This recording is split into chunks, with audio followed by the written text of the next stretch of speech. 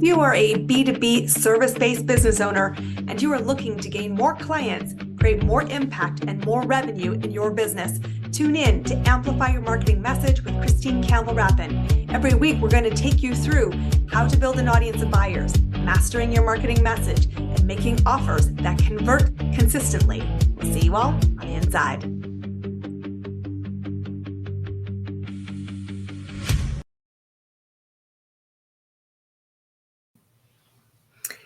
You know that moment when your heart sinks?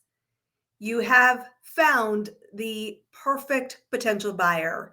They're curious about your services and they ask you, what's the investment? And you deliver your number. And the response isn't what you expect. It's OMG, that's expensive. Where do you go from here? Well, today I want to tackle how do you handle a comment around the price of your services? Because this is the moment for you to lean in if you want to win the business. There's a couple things I want to tackle first off around what is really happening for the buyer when their immediate response is of shock, awe, and unexpected, wow, that's expensive. The first piece of this puzzle is I want you to know that just because somebody has made an observation about their interpretation of the number does not mean that they are going to say no. In fact, the fact they have made a response at all in that fashion indicates they are processing and with the intent to reconcile the price versus the ROI, the return on the investment that they will get.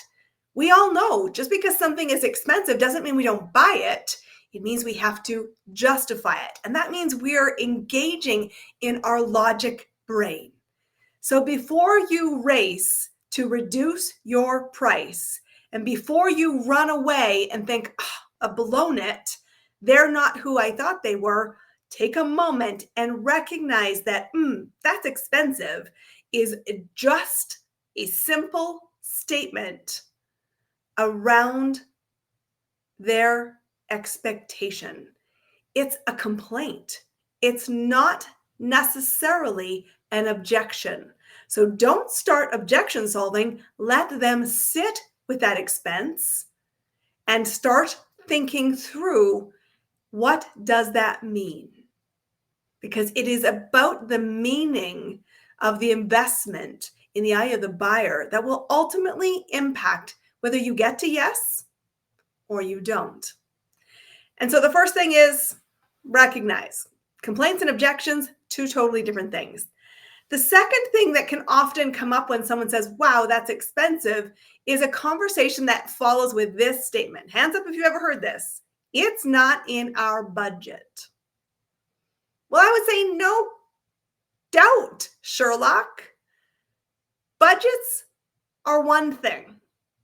Finding the money is an entirely different ballgame. And when someone says that it isn't in the budget, this is also not a time to run for the hills or think, crap, I've lost this opportunity and they're not who I thought they were.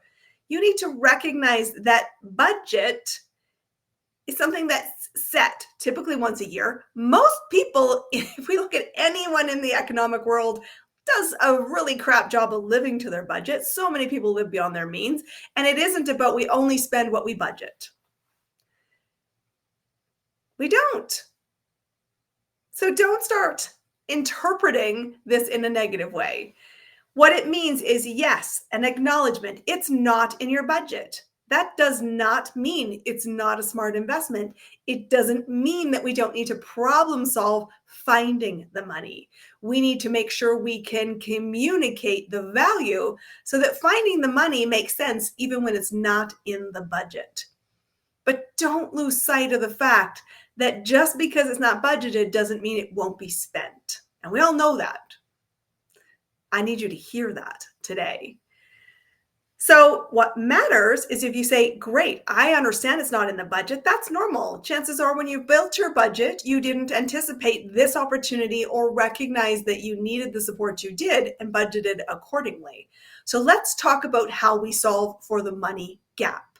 Let's get into problem solving mode and talking about what would make this smart money decision and what can you readjust in your financial model, in your wallet, to afford this to get a bigger win than something else you might be spending money on.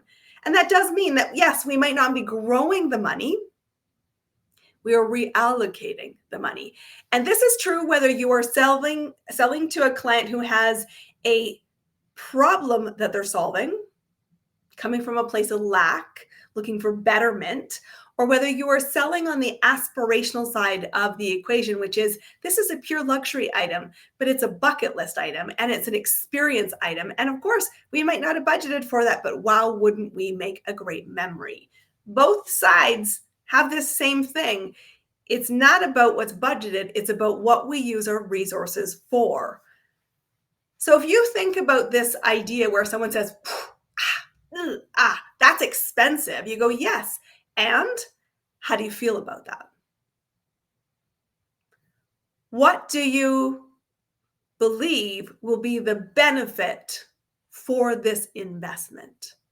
What's the gain you will see? And what is it worth for you? We need to get to the meaning of it. And so it doesn't matter whether it is an observation that we're reconciling, we're figuring out how to problem solve, how do we fund this?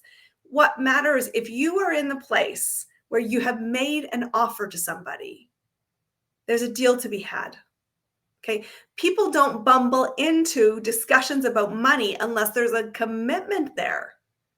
A commitment to what?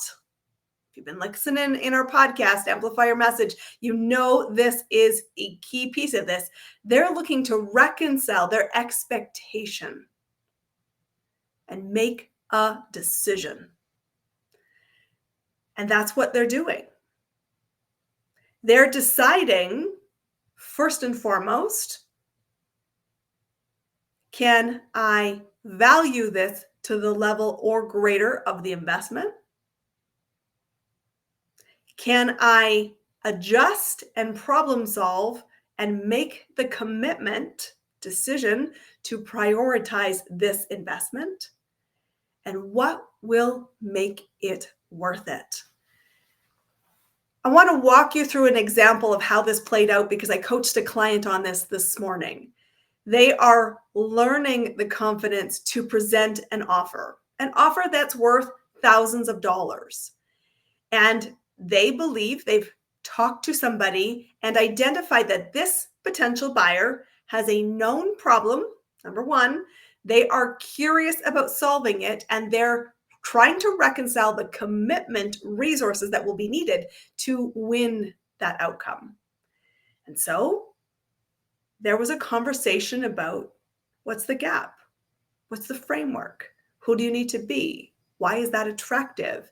And the potential buyer indicated with a buying signal, tell me the investment. Note here the importance that it is led by the potential buyer. If you are volunteering pricing before somebody asks for it, you are wasting your breath. You need somebody to indicate the buying signal before money becomes an equation. And what I coached my client to say was when someone says, tell me the investment, is to pause before we state the number. Why do you want it? What would make this a smart money decision? What's the cost of the opportunity that you are foregoing by not solving this? And here's the kicker. Are you prepared to make a decision if I tell you the investment? Or are you purely exploring? Because how we respond would be different in each of those choices. So this person said, tell me the number. And I said, well, you want to do this pre-work before you state the number. And once you state the number, you say nothing. The number is the number. Your recommended solution is based on everything you've had context to, visibility to, and the knowledge information that the buyer has shared. And you're saying, this is my recommended path based on me being the expert with my lived experience, and my framework says this is the right path. And you want to hold that confidence and let them process. They might say, oh, that's expensive. You don't need to respond to that other than say yes, and that's the investment to get what you want. In your words, you told me it was important. Here's why. Here's what the gain is. Here's what the opportunity cost is. And tell me what you will do on the other side of the transformation, on the other side of the result. Isn't it worth that? And let them process. And they might say, oh, I need to find the budget, or I don't have the budget, or I need permission to spend my money. And they might go seek counsel from their spouse or their partner. You say, no problem. Let's understand what it is you are seeking to solve.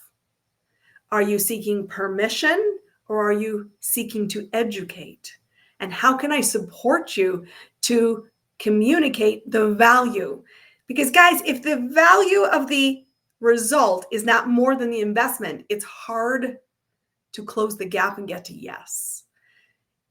You want to lean into the gap. You want to lean into the benefit. And when someone says, can you get this result on your own? The answer is always yes. People are always 99% of the time able to get to the solution on their own, but they don't, and they won't, because they're human and they're distracted, and we all suck at commitment and follow through. So when you recognize that, you can lead somebody to say this. Let's talk about the value gained. Let's talk about how long you've had this problem. And there are plenty of things that are hard in getting to the result. And you know, because you've stumbled, you've tried, and you have fallen short of the expectations. So this opportunity, the one I am presenting you, reduces the risk of failure again, of dissatisfaction, of falling short of potential. And so in this moment, yes, X dollar value is the investment, and it's worth it to get that result faster, with less complexity and guided support. Isn't that worth it for you? And if you do not communicate the value clearly and make it relatable in the eye of the beholder, the eye of the prospect, you won't get to yes. Money is almost never a true objection, because money is abundant. It is renewable, and it can be created. So when people say there's a money objection on the table or a money comment on the table, what it means is that I need to be sold more the value if you want me to move towards yes. When people do bring money to the table, it is often a stall tactic. It means I'm still trying to regulate and reconcile and bring context to the gain versus the investment. And do I believe you're the right person? This is the right framework, and I will make the most of the investment. When I first started my own business journey, I was looking at a sizable investment in training. And it was a big check to write, $10,000. It really wasn't about the money, even though I was making it in my head a money objection. And my husband at the time, I don't think we were quite married. In fact, I think he was still a fiance to me. And he said, is this truly a money thing? Because if it's money, do you need some? Would you want me to loan it to you? And I said, truthfully, it's not a money problem. It's a, will I value it to the degree if I write the check? And nobody else can make that assessment for you. Nobody else could make that assessment for me. And he's like, well, what advice would you give a client? And I said, bet on yourself. Betting on yourself is low risk. Every decision you make, you have unknowns at the table. You make the best decision with the most amount of information you have, knowing your information is flawed and does not cover every contingency, but you make the decision and you move. You constantly use the feedback loop. And so the decision to make and spend that money, I could thought, will this be the last $10,000 I ever have access to in my entire life? No, don't believe that. Try it for a second. It was, if I make this, I will have to do good for this. And I will have to follow through on myself so that I can sleep good knowing I made a good decision. It wasn't on the business that sold me's responsibility to do that. It was mine. And that is why money wasn't a true objection. Was it expensive? Yes. Was it worth it? In my own eyes, I wouldn't have asked for the number if I wasn't prepared to go there. And when I made the investment, I had to go, it wasn't in the budget, but I could find the money. I problem solved and I had to commit to making the ROI worth it. That's how you lead people through the conversation around money. Let's recap and bring it full circle because I want you to really get this today. Money is just a thing. It's just a tool. It's renewable. And when people come up with a response to money, recognize it's a response to money. It's not a roadblock. Unless you don't lead the conversation to help people process the context of value exchange where the value is higher than the investment. Can I reconcile that? Is this a smart money decision because it removes risk, it speeds results, and you're trustworthy? And once I make the decision, you want to be a partner to making it right. Both of you must show up to make that ROI, the seller and the buyer. And when you do, you move. And guys, movement is what it's all about. Your job as the business owner is to help people see opportunity. You present your recommendation. You lead and respond to tell me about the investment. And you remind people that a decision needs to be made.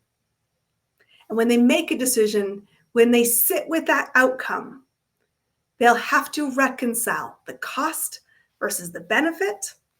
They'll have to reconcile feeling hope that they're solving or the disappointment when they're owning the problem for a longer period of time. All outcomes are valid. Sales is about service. It is about offering. It is about commitment. And it is about being a part of a solution to your next buyer. So the next time you get stymied by, that's expensive, I want you to go back and listen to this episode, which means you should download and save this episode, because I will tell you, no matter what you're selling, there will be always a buyer who sees it as expensive, and there will always be a buyer who sees it as expensive and still invests. And everybody has a different level interpretation of what a dollar is worth, because it is worth something different to everybody, even though every dollar is equal from a flat perspective. Help people reconcile, get to yes, make confident decisions, and believe that you're a smart money choice. We'll see you on our next episode.